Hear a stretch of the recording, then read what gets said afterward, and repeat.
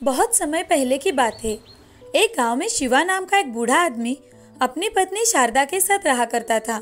शिवा के बेटे और माधव बहू श्यामा की एक हादसे में मौत हो जाने के कारण उनके बच्चे राजू और श्रावणी शिवा के पास ही रहा करते थे। दोनों भी अपने पोता और पोती का अच्छे से ख्याल रखा करते थे, मगर पर्याप्त पैसे ना होने के कारण शिवा को घर का गुजारा करना बहुत ही मुश्किल हो रहा था। एक दिन शारदा शिवा से, अजी सुनते हो, हमारे घर का राशन खत्म हो रहा है, हमें जल्दी ही राशन लाना पड़ेगा। तुम चिंता मत करो, मैं कुछ न कुछ करता हूँ। ऐसा कहकर शिवा बाजार में काम की तलाश में चला जाता है। शिवा की उम्र बढ़ जाने के कारण उससे ज्यादा मेहनत वाला काम नहीं हुआ करता था।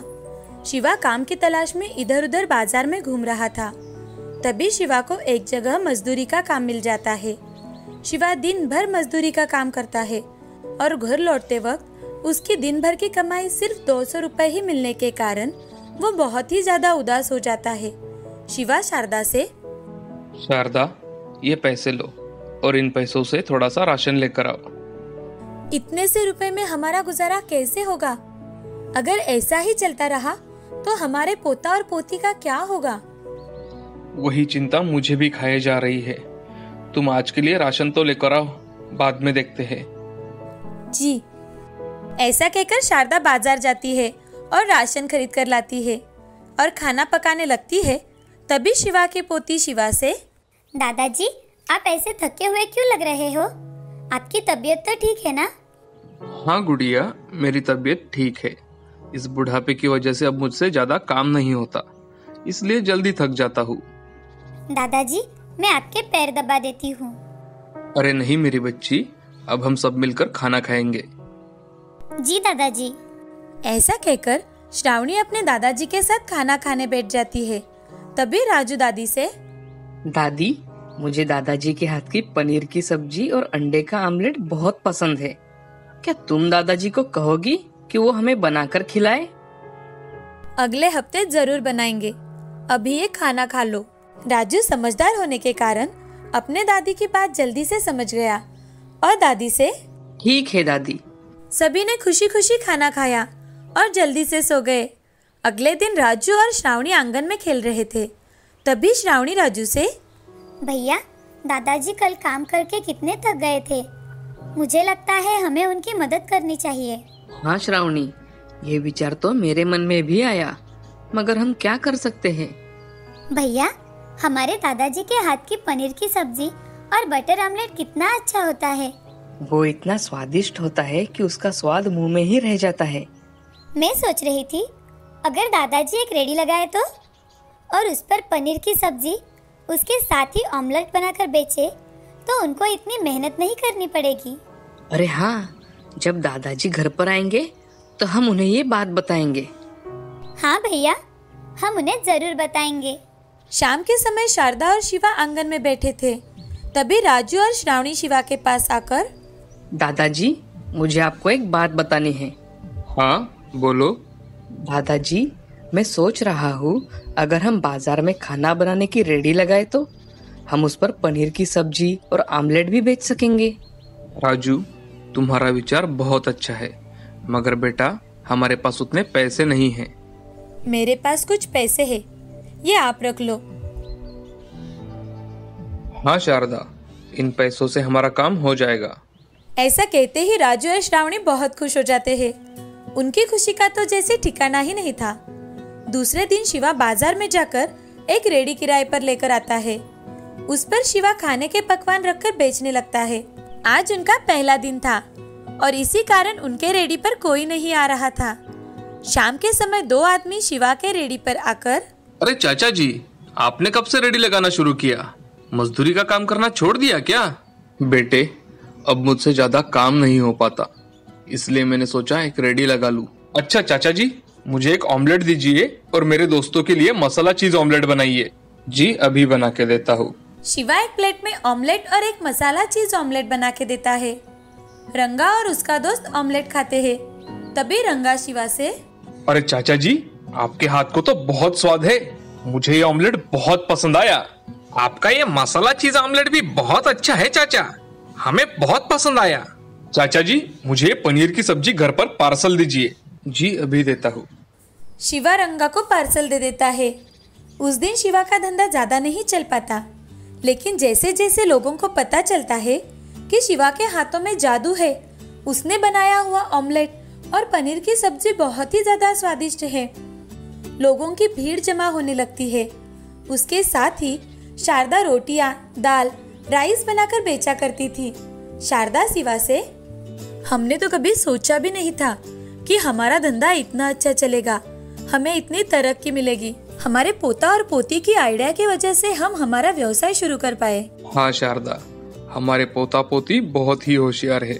जी, ऐसा कहकर शिवा अपना काम करने लगता है। तभी राजू वहाँ आ जाता है। राजू शिवा से, दादाजी, अगले हफ्ते श्रावणी का जन्मदिन है, तो क्या हम हमारे दोस्तों को घर पर खाने के लिए बुला सकते हैं? ठीक है, तुम तुम्हारे और श्रावणी के दोस्तों को घर पर खाने के लिए बुला लेना। ठीक है दादाजी। राजू खुशी खुशी अपने स्कूल चला जाता है। स्कूल में जाकर राजू अपने दोस्तों से, सुहानी, सुरेश, गोलू, अगले हफ्ते श्रावणी का जन्मदिन है, तो हमारे घर तुम जरूर आना। हाँ, हम जरूर आएंगे। हाँ, मैं भी जरूर आऊंगा। ऐसे ही एक हफ्ता बीत जाता है। राजू के दोस्त और श्रावणी के दोस्त बर्थडे के लिए राजू के घर इकट्ठा हो जाते हैं। शिवा और शारदा श्रावणी के लिए एक केक लेकर आते हैं। तभी श्रावणी अपने दोस्तों के बीच खड़ी होती है और केक को कट करती है, सबको खिलाती भी है। थोड़ी ही देर बाद बच्चे खाना खाने बैठ जाते हैं। शिवा और शारदा बच्चों को खाना परोसते हैं। खाना इतना ज्यादा स्वादिष्ट होता है कि बच्चे भी बड़े चाव से खाना खा लेते हैं। तुम सभी को खाना पसंद आया ना? राजू, ये खाना बहुत अच्छा है, मुझे बहुत पसंद आया। बच्चों, कुछ और चाहिए तो मांग लेना। जी दादी। थोड़ी ही देर बाद खाना खाकर राजू के सारे दोस्त अपने घर चले जाते हैं और सभी बच्चे अपने घर जाकर खाने की बहुत तारीफ करते हैं। बच्चों की बातें सुन उनके पेरेंट्स शिवा के रेडी पर आकर खाना खाकर देखते हैं। सभी को वो खाना बहुत पसंद आता है। शिवा और शारदा दिन रात मेहनत करके अपना व्यवसाय बढ़ा रहे थे। उनके इस व्यवसाय में श्रावणी और राजू भी उनकी मदद कर दिया करते थे। शिवा के व्यवसाय की अब बहुत तरक्की होने लगी थी। अब वो सब खुशी खुशी अपना जीवन गुजार रहे थे। गांव में शिवा की दुकान दादाजी की रसोई नाम से फेमस हुई। इस कहानी से हमें ये सीख मिलती है कि जिंदगी में हमेशा मेहनत करनी चाहिए। मेहनत करने से रास्ते अपने आप मिल जाते हैं और हमें हमारी मंजिल प्राप्त होती है। कभी कभी छोटी सी कल्पना भी बहुत बड़ा काम कर जाती है। रामपुर नाम के गांव में सुंदर नाम का एक धनवान व्यापारी रहा करता था। उसके पत्नी का नाम था शीला और उसके बेटी का नाम था प्रिया। प्रिया दिखने में जितनी सुंदर थी उतनी ही स्वभाव से अच्छी थी। प्रिया के सहेली का नाम था सुहानी। सुहानी माली की बेटी थी। वो बहुत ही मेहनती लड़की थी। दिन भर दोनों सहेलियां एक साथ ही वक्त बिताया करती थी, एक साथ खेला करती थी। एक दिन सुहानी की तबीयत अचानक से खराब होने के कारण वो स्कूल में नहीं गई। इसीलिए प्रिया भी स्कूल में नहीं जाना चाहती थी। प्रिया मन ही मन अपने माँ पिताजी से झूठ बोलने का सोचती है। वह झूठ मूठ का पेट दर्द का नाटक करने लगती है। प्रिया अपनी माँ शीला से, माँ, मेरे पेट में बहुत दर्द हो रहा है। क्या हुआ मेरी बच्ची को? पेट में ऐसे अचानक से दर्द कैसे शुरू हो गया? चलो तुम्हें अस्पताल लेकर जाती हूँ। नहीं माँ, मुझे स्कूल में जाना है। अस्पताल में बाद में जाएंगे। आज तुम स्कूल में मत जाओ, घर पर ही थोड़ा आराम कर लो। ठीक है माँ। प्रिया, तुम आराम करो, मैं तुम्हारे लिए सूप और दवाई लेकर आती हूँ। जी माँ। ऐसा कहकर शीला प्रिया के लिए सूप लेने चली जाती है। तभी प्रिया अपने आप से, मैंने आज मेरी माँ से झूठ बोलकर अच्छा नहीं किया, मगर इस झूठ से मुझे कितनी खुशी मिली है। मुझे आज पूरा दिन आराम करने को मिला, ऊपर से पढ़ाई का टेंशन भी नहीं। ऐसा सोचकर प्रिया पूरा दिन आराम करती है। उस दिन से प्रिया को जैसे झूठ बोलने की आदत पड़ गई। वो हमेशा झूठ बोला करती थी। उसके झूठ के कारण बहुत लोगों को तकलीफ हुआ करती थी, मगर उसे कोई फर्क नहीं पड़ता था। एक दिन प्रिया गार्डन में घूम रही थी। तभी उसका पैर कीचड़ में चला गया। तो प्रिया माली से, तुम्हें दिखाई नहीं देता? यहाँ कीचड़ जमा हुआ है, पहले इसे साफ करो। तुम तो कुछ काम के ही नहीं हो। ऐसा कहकर प्रिया गुस्से से अपने पिताजी के पास चली जाती है और सुंदर से, पिताजी देखिए तो, इस माली ने गार्डन में कितनी गंदगी फैला कर रखी है। बेटी, माली चाचा हमारे बहुत पुराने और बहुत वफादार है। उनकी वजह से ही तो हमारी बाग इतनी अच्छी रहती है। ये आज से यहाँ काम नहीं करेंगे, इन्हें निकाल दीजिए पिताजी। प्रिया की बातें सुनकर सुंदर बहुत दुखी होता है क्योंकि माली उनके बहुत पुराने और वफादार नौकर थे। तभी सुंदर माली से, माली चाचा, आज से आप हमारे खेतों का काम देख लीजिए, बाग का काम कोई और देख लेगा। जैसा आप कहे मालिक। ऐसा कहकर माली वहां से चला जाता है। प्रिया उसके स्वभाव के विपरीत ही वर्तन किया करती थी। जैसे जैसे प्रिया बढ़ने लगी वैसे वैसे उसकी झूठ बोलने की आदत भी बढ़ती गई। उसे हमेशा से लगता था कि वो झूठ बोलने के कारण ही उसकी सारी इच्छाएं पूरी हो जाती हैं। एक दिन सुंदर को प्रिया हमेशा दूसरों से झूठ बोलती है ये बात पता चलती है। ये सुन सुंदर और शीला बहुत दुखी हो जाते हैं। सुंदर शीला से, शीला, प्रिया ऐसे ही हमेशा झूठ बोलती रही तो उसका क्या होगा? ये इतना बड़ा कारोबार कैसे संभाल पाएगी? जी, मुझे भी यही चिंता खाए जा रही है। शीला, मुझे लगता है हमें प्रिया को थोड़ा समय देना चाहिए। क्या पता इस थोड़े समय में उसके स्वभाव में बदलाव आ जाए। हाँ, ये आपका अच्छा विचार है, हम ऐसा ही करेंगे। ऐसा कहकर शीला और सुंदर प्रिया को थोड़ा समय देने का सोचते हैं। ऐसे ही कुछ वक्त बीत जाता है मगर प्रिया के स्वभाव में थोड़ा भी परिवर्तन नहीं आता। ये देख सुंदर चिंतित रहने लगता है। तभी वो एक फैसला लेता है और अपने खास आदमियों को बुलाकर उनसे, मेरे साथियों, मेरा कारोबार बहुत बड़ा है, ये सब आप जानते हैं, और मुझे अब ये संभालने के लिए कोई नौजवान चाहिए, और मैं ये चाहता हूँ कि वो नौजवान आप में से ही हो। सेठ जी, आपका इतना बड़ा कारोबार संभालने के लिए आपकी बेटी तो है ना? वो तो है ही, मगर हमारी बेटी की तो हमें शादी भी करनी है। जो कोई काबिल इंसान होगा वो इस संपत्ति का समान हिस्सेदार होगा और उसी से हमारी बेटी शादी करेगी। मगर सेठ जी, आपका दामाद होने के लिए लड़के में क्या गुण होने चाहिए? लड़का नेक दिल और ईमानदार होना चाहिए और वो सच्चाई की राह पर भी चलने वाला चाहिए। जब भी मुझे कोई ऐसा लड़का लगा मैं उसी से मेरी बेटी की शादी करवा दूंगा। सुंदर की सारी बातें सुनकर लोग एक दूसरे की ओर देखने लगते हैं। तभी उनमें से 5 नौजवान सामने आ जाते हैं और वो 5 नौजवान सुंदर से, हमें आपकी शर्त मंजूर है। आपको अगर शर्त मंजूर है तो ठीक है, आपकी सच्चाई और ईमानदारी ही आपको आगे लेकर जाएगी। ऐसा कहकर सुंदर वहां से चला जाता है। कुछ दिन बीत जाने के बाद वो 5 नौजवानों को बुलवाता है और सबका काम देखकर उनमें से शिवा को रुकने के लिए कहता है। तभी सुंदर शिवा से, शिवा, मैं तुम पर बहुत बड़ी जिम्मेदारी डालने वाला हूँ। कौन सी जिम्मेदारी सेठ जी? शिवा, मेरी बेटी प्रिया बहुत ही अच्छी और साफ दिल की है, मगर उसे बचपन से ही झूठ बोलने की आदत है। अगर तुम उसकी ये आदत छुड़ा सके तो मैं तुरंत तुम्हारी शादी प्रिया से कर दूंगा। सेठ जी, मैं प्रिया की झूठ बोलने की आदत कैसे छुड़ा पाऊंगा? मुझे तो कुछ समझ में नहीं आ रहा। शिवा, ये कार्य तुम एक चुनौती समझ कर ले लो। सेठ जी, मुझे सोचने के लिए 1 दिन का वक्त दीजिए। ठीक है शिवा, मैं तुम्हें 1 दिन का समय देता हूँ। धन्यवाद सेठ जी। शिवा पैसों से गरीब था लेकिन बहुत ही ज्यादा होशियार था। उसकी होशियारी और सूझबूझ की वजह से ही उसे एक बड़ा स्थान मिला था। सेठ जी की सारी बातें सोचते सोचते शिवा घर की ओर जाता है। तभी उसे रास्ते में एक साधु बाबा पेड़ के नीचे बैठे दिखाई देते हैं। शिवा बाबा के पास जाकर, प्रणाम बाबा। कल्याण भववत्स, तुम चिंता में दिखाई दे रहे हो, कोई समस्या है? बाबा, मैं यहाँ एक बड़े सेठ जी के यहाँ काम करता हूँ।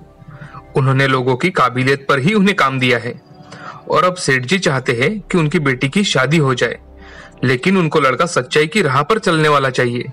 तो फिर समस्या क्या है वत्स? बाबा, सेठ जी की लड़की बचपन से ही झूठ बोलती है और उसकी ये आदत जो नौजवान छुड़वाएगा उससे ही सेठ जी अपनी लड़की की शादी करवा देंगे। साधु बाबा अपनी आंखें बंद करके मंत्र का पठन करते हैं और थोड़ी ही देर बाद आंख खुलते हैं। वो शिवा से, शिवा, ये लो, ये सच्चाई के झरने का जल है। ये जल बहुत ही अद्भुत है। ये जल तुम सेठ जी की लड़की को पिलाओ, वो आजीवन कभी भी झूठ नहीं बोलेगी। धन्यवाद बाबा। साधु बाबा शिवा के हाथों में कमंडलू रख देते हैं। शिवा साधु बाबा का आशीर्वाद लेकर वहां से चला जाता है। अगले ही दिन शिवा सुंदर सेठ जी के यहाँ जाता है और सेठ जी से, सेठ जी, मुझे प्रिया से बात करनी है। ठीक है शिवा, तुम जाओ और प्रिया से मिलकर आओ। प्रिया अपने कमरे में बैठी होती है। तभी शिवा उसके पास जाकर, प्रिया जी नमस्ते, मैं शिवा हूँ, मुझे आपसे कुछ बात करनी है। हाँ कहिए। आपके पिताजी ने मुझे बताया कि आप हमेशा झूठ बोलती हैं, क्या ये सच है? नहीं, मैं कभी भी झूठ नहीं बोलती। प्रिया जी, आप तो अभी भी झूठ बोल रही है। एक झूठ छुपाने के लिए इंसान को बहुत झूठ बोलने पड़ते हैं। शिवा प्रिया को सच्चाई के झरने का जल देता है और उनसे, अच्छा प्रिया जी, अगर मैंने दिया हुआ जल अगर आपने पी लिया तो आप आजीवन झूठ नहीं बोल सकती। ऐसा कभी होता है क्या? यह सब झूठ होता है। नहीं, ये बिल्कुल सच है, आप इसे पीकर देखिए। अच्छा ठीक है। ऐसा कहकर प्रिया सच्चाई के झरने का जल पी लेती है और शिवा से, देखो कुछ हुआ है क्या? मैं कभी भी झूठ नहीं बोलती। शिवा प्रिया की बातें सुन अचरज में पड़ जाता है और प्रिया से, आपने बचपन में कब कब झूठ बोला है? हाँ, मैं हमेशा झूठ बोलती थी, मगर आज से बिल्कुल झूठ नहीं बोलूंगी। ऐसा कहते ही शिवा बहुत खुश हो जाता है और सेठ जी से आकर, सेठ जी, आज से प्रिया जिंदगी भर कभी भी झूठ नहीं बोलेगी। अरे ऐसा क्या हुआ कि मेरी बेटी तुमसे बात करने के बाद झूठ नहीं बोलेगी? शिवा सुंदर जी को सारी सच्चाई बताता है। यह सुन सुंदर को बड़ा ही आश्चर्य हो जाता है। वो बहुत खुश होता है। तभी सुंदर शिवा से, सच में शिवा, तुमने बहुत बड़ा कार्य करके दिखाया है, मैं बहुत खुश हूँ। और सुंदर शिवा को गले लगा लेता है और उसका दिल से धन्यवाद भी देता है। कुछ ही दिनों बाद सुंदर अपने कहे अनुसार शिवा और प्रिया की शादी बड़े धूमधाम से कर देता है। सुंदर अपना सारा कारोबार शिवा को सौंप देता है और प्रिया भी उसकी उसमें मदद कर देती है। दोनों भी तरक्की करते हैं। जब से प्रिया ने सच्चाई का जल पिया, तब से वो कभी भी झूठ नहीं बोल पाई। इस कहानी से हमें ये सीख मिलती है कि जिंदगी में चाहे जितनी भी कठिनाई आए, हमें झूठ नहीं बोलना चाहिए। एक झूठ हमेशा 100 झूठ बोलने के लिए मजबूर कर देता है। हमेशा सच ही बोलना चाहिए। बहुत समय पहले की बात है। एक वृद्ध व्यक्ति अपने बेटे के यहाँ शहर रहने गया। उम्र के इस पड़ाव पर वह अत्यंत कमजोर हो चुका था। उसके हाथ कांपते थे और दिखाई भी कम देता था। वो एक छोटे से घर में रहते थे। पूरा परिवार और उसका 4 वर्षीय पोता एक साथ डिनर टेबल पर बैठकर खाना खाते थे। लेकिन बुढ़ापे के कारण उस व्यक्ति को खाने में बड़ी दिक्कत होती थी। कभी मटर के दाने उसकी चम्मच से निकलकर फर्श पर बिखर जाते, तो कभी हाथ से दूध छलककर फर्श पर गिर जाता। बहू बेटे 1-2 दिन ये सब सहन करते रहे, पर अब उन्हें अपने पिता की इस काम से चिढ़ होने लगी। हाँ, अब हमें इनका कुछ ना कुछ करना ही पड़ेगा। बहू ने भी हाँ में हाँ मिलाई और बोली, हाँ, आखिर कब तक हम इनकी वजह से अपने खाने का मजा किरकिरा करते रहेंगे और हम इस तरह से हमारी चीजों का नुकसान होते हुए भी नहीं देख सकते। अगले दिन जब खाने का वक्त हुआ तो बेटे ने एक पुरानी मेज को कमरे के कोने में लगा दिया। अब बूढ़े पिता को वही अकेले बैठकर अपना भोजन करना था।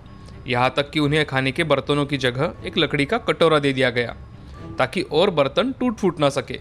बाकी लोग पहले की तरह ही आराम से बैठकर खाते और जब कभी कभार उस बुजुर्ग की तरफ देखते तो उनके आंखों में आंसू दिखाई देते।